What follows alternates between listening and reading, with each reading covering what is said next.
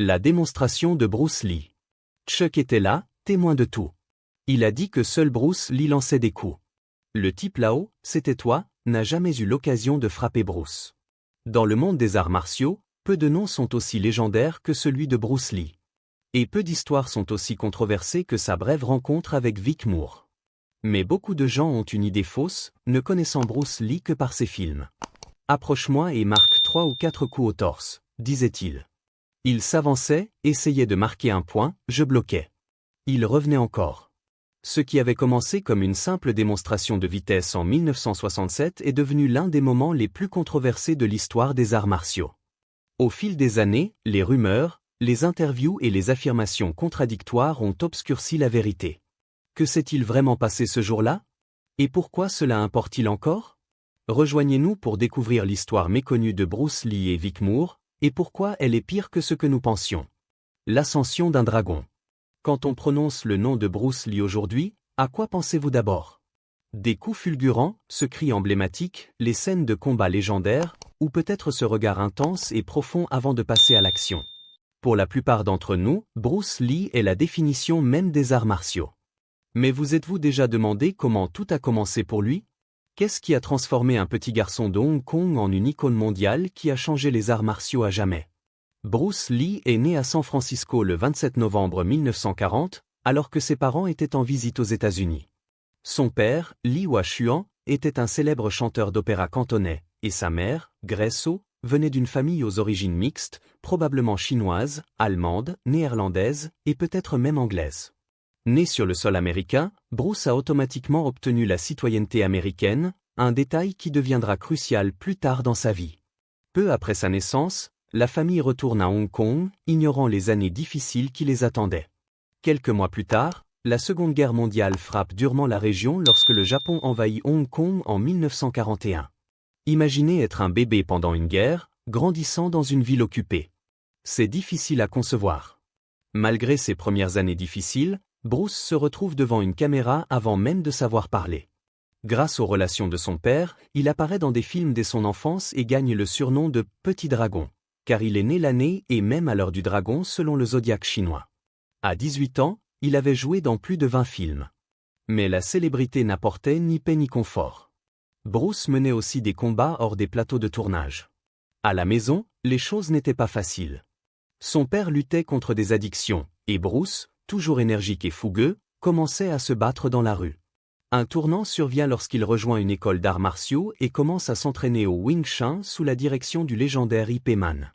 Mais même cela ne se passe pas sans heurts. De nombreux élèves refusaient de s'entraîner avec Bruce à cause de ses origines mixtes. Pourtant, Bruce ne se décourage pas. Il s'entraîne en privé et se pousse plus fort que quiconque. Sa détermination était sans limite. À 18 ans, il remporte un championnat de boxe à l'école et maîtrise même le cha-cha-cha, gagnant un concours de danse. Oui, Bruce Lee, champion de danse, imaginez ça. Mais son esprit combatif continuait de lui attirer des ennuis. Après une bagarre de rue sérieuse, ses parents réalisent que s'ils ne font rien, leur fils pourrait finir en prison ou pire. Ils prennent alors une décision qui change sa vie, ils l'envoient aux États-Unis pour repartir de zéro.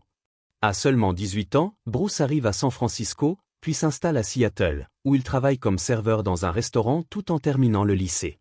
À Seattle, il commence à enseigner les arts martiaux, sa propre version du Wing Chun, qu'il appelle Jun Fan Gung Fu. Il ouvre une petite école et accueille des élèves de tous horizons, ce qui était inhabituel à l'époque, car la plupart des artistes martiaux chinois n'enseignaient pas aux non-chinois. Bruce ignore ses limites. Plus tard, il s'installe à Auckland et ouvre une autre école avec James Yam Lee.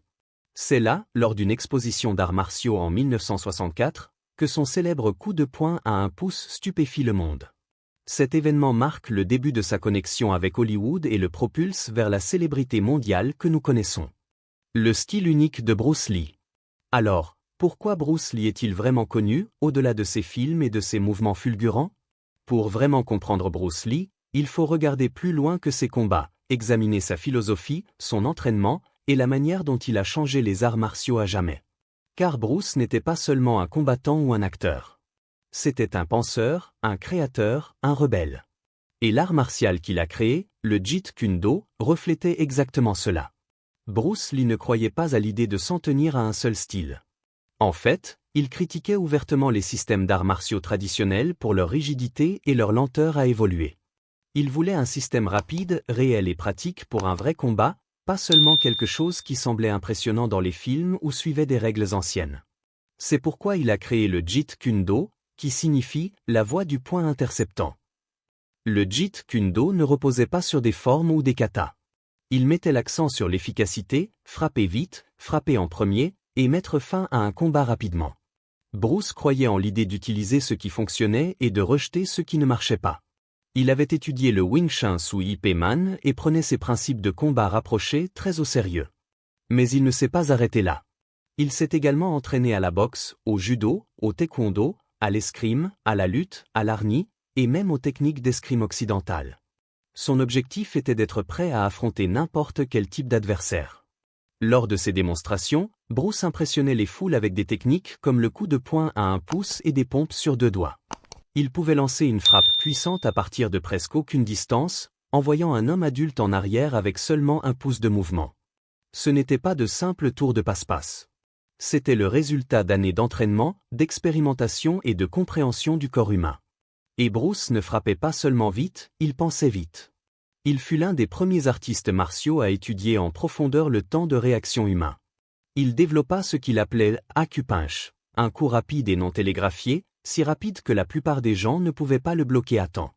Il croyait qu'en combat réel, même une demi-seconde faisait toute la différence.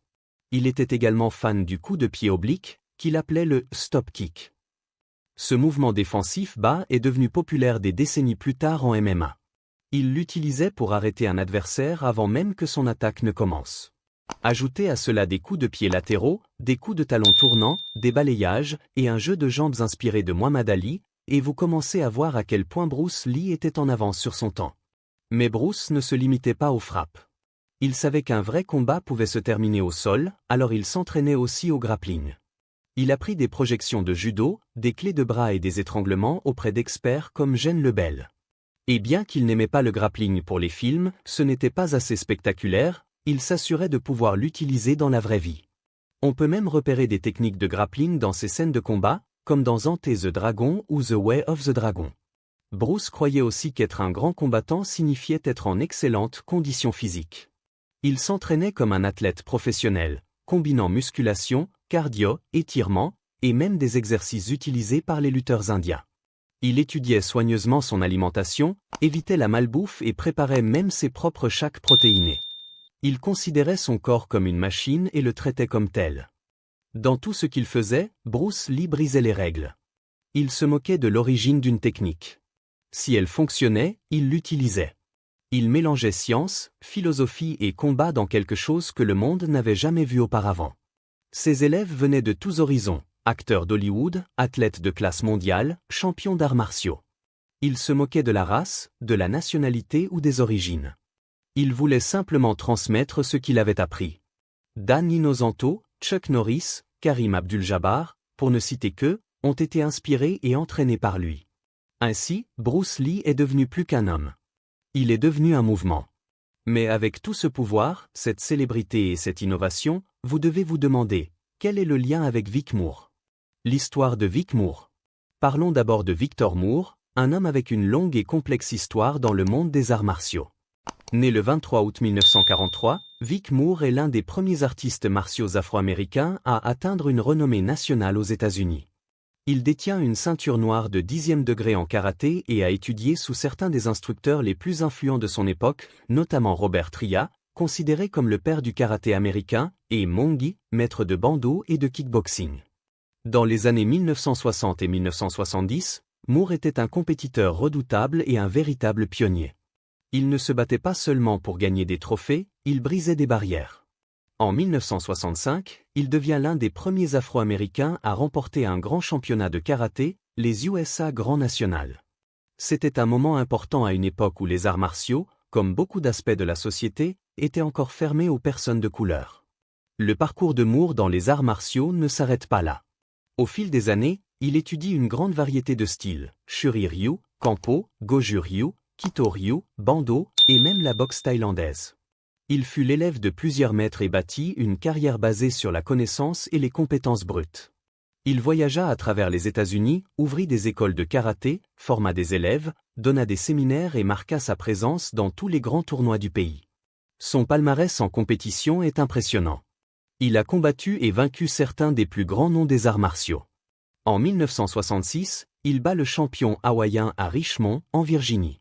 En 1968, il défait Joe Louis lors des championnats du monde de karaté à la World's Fair. Un an plus tard, il remporte le titre des poids mi-lourds contre Mike Stone à Pasadena. Et en 1970, il bat Bill « Superfoot » Wallace pour remporter le premier championnat du monde professionnel de l'USCA. De 1965 à 1975, il se classe dans tous les tournois auxquels il participe. Ce n'est pas seulement de la constance, c'est de la domination. Mais Vic Moore n'était pas seulement un combattant, il était aussi un showman et un promoteur. Avec Joe Louis, il contribua à introduire le kickboxing en Amérique. Leur apparition dans l'émission The Merv Griffin Show en 1973 marque le premier grand moment du sport à la télévision nationale. Moore participa ensuite à la création de la World Karate Association en 1974, contribuant à développer le kickboxing et les arts martiaux professionnels aux États-Unis. Il apparut également dans le film d'arts martiaux Black Karate aux côtés de Robert Tria et Jim Kelly. Son influence s'étendait au-delà des dojos et des tournois. Il façonnait la manière dont les arts martiaux étaient perçus par le public. Il contribua même à élaborer le premier manuel d'entraînement pour les forces de l'ordre, un projet confié par Robert Tria et réalisé avec Harold Long et Hulon Willis. Mais malgré tous ses exploits, l'héritage de Moore est souvent abordé avec une nuance. Beaucoup pensent que, vers la fin des années 1960, Vic Moore avait développé ce que certains appellent « complexe Bruce Lee ». En 1967, cette idée devient plus qu'une simple rumeur. Elle se manifeste dans la manière dont Moore se comparait à Lee, parlait de lui et se positionnait sous les projecteurs. Alors que Bruce Lee devenait une icône mondiale grâce à son innovation et sa philosophie, Moore semblait vouloir rappeler au monde qu'il était, lui aussi, un nom puissant dans les arts martiaux. Certains disent que c'était de l'envie, d'autres que c'était simplement de la fierté. Quoi qu'il en soit, la tension entre les deux hommes grandissait. Bruce Lee et Vic Moore à Long Beach. Et puis, les deux légendes se rencontrent enfin. C'était en août 1967 à Long Beach, en Californie, lors de l'un des événements d'arts martiaux les plus importants au monde, les Long Beach International Karate Championship. Ce n'était pas n'importe quel tournoi. C'était le tournoi. Un lieu où des noms comme Chuck Norris, Joe Louis, Benny, Eugene Urquidé et Mike Stone se sont révélés. Mais cette année-là, quelque chose de spécial allait se produire. Un moment qui entrerait dans l'histoire des arts martiaux, mais pas pour les raisons attendues.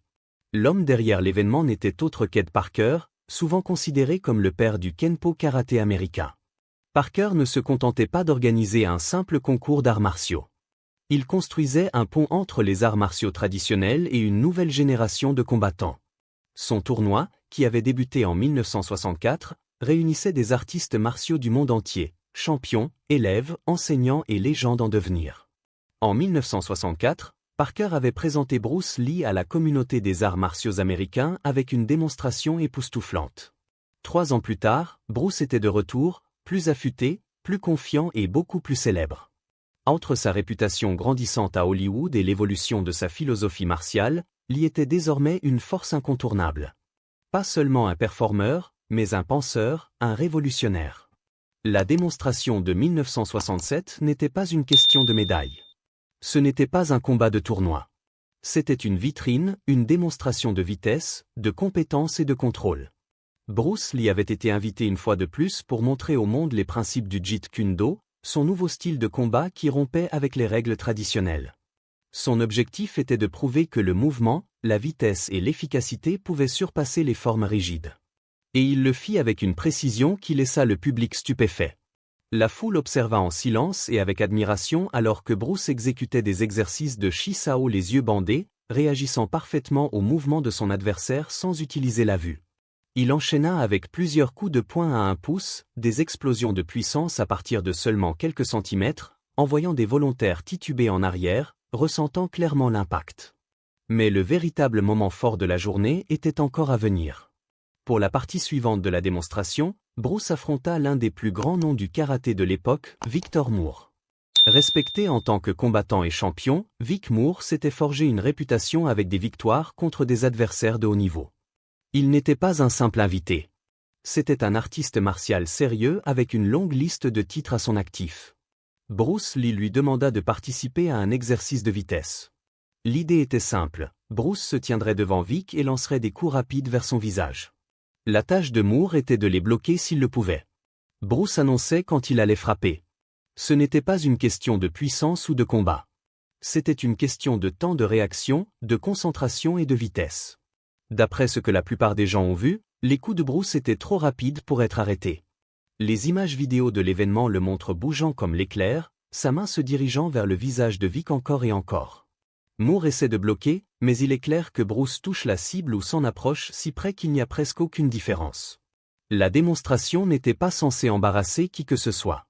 Elle visait à mettre en lumière à quel point les compétences de Bruce étaient devenues affûtées. Il n'y avait pas de gagnants ou de perdants officiels ce jour-là. Aucun trophée n'a été distribué. Mais pour beaucoup dans le public, le résultat était clair. Bruce Lee était plus rapide que ce que quiconque attendait, peut-être même plus rapide que ce que la plupart croyaient possible. Pourtant, l'histoire ne s'arrête pas là. Vic Moore parlera plus tard de ce qui s'est vraiment passé sur cette scène. Et sa version des événements était très différente de celle que les gens ont vue. Certains l'ont cru, d'autres non. Mais une chose était certaine, la tension entre Bruce Lee et Vic Moore ne s'est pas dissipée après ce jour. En fait, elle n'a fait que s'intensifier.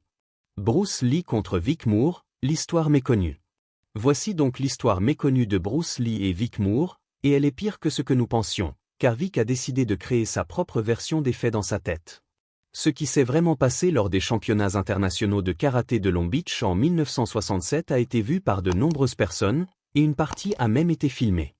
Mais des décennies plus tard, ce qui aurait dû rester une démonstration respectueuse entre deux artistes martiaux s'est transformé en l'un des moments les plus débattus de l'histoire des arts martiaux, car Vic Moore n'a cessé d'insister sur le fait que tout s'était passé différemment. Comme nous l'avons déjà mentionné, Bruce Lee tentait de frapper Vic Moore au visage avec un coup droit. La tâche de Moore était de bloquer. C'était tout. Ce n'était pas un match. Ce n'était pas un concours pour déclarer un vainqueur. C'était un test de vitesse et de réaction, et une occasion de mettre en avant le mouvement non télégraphié de Bruce, un élément central de son style. Ce qui s'est passé ensuite est clair dans les images vidéo.